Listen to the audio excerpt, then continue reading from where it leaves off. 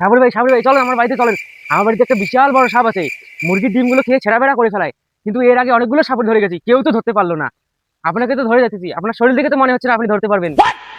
ধুর মিয়া, এটা কি বলেন? আমি জন্মগত সাপুড়িয়া। আমার বাপ দাদা চাচা চাচি সবাই সাপুড়িয়ে ছিল। এটা আপনি কি কন?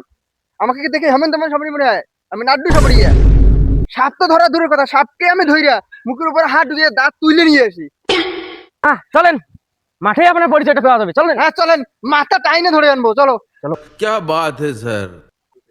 এ দাঁড়া, আমি এখানে শুনতে পাচ্ছি তোর ঘরের কোনায় সাপ আছে।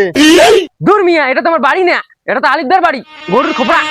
এটা তো আমার বাড়ি থেকে 1 কিলোমিটার দূর।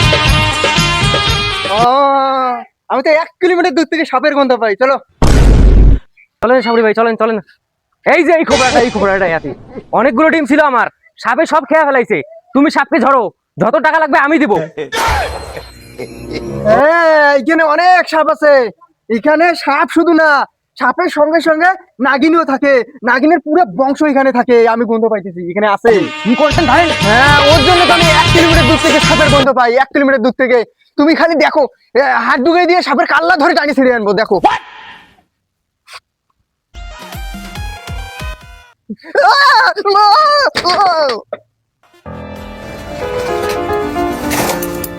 শালা সাপুরিয়া, ওর বাপ দাদা 14 গোষ্ঠী বলে সাপুরিয়া, একটা বেল দেখে আর অবস্থা।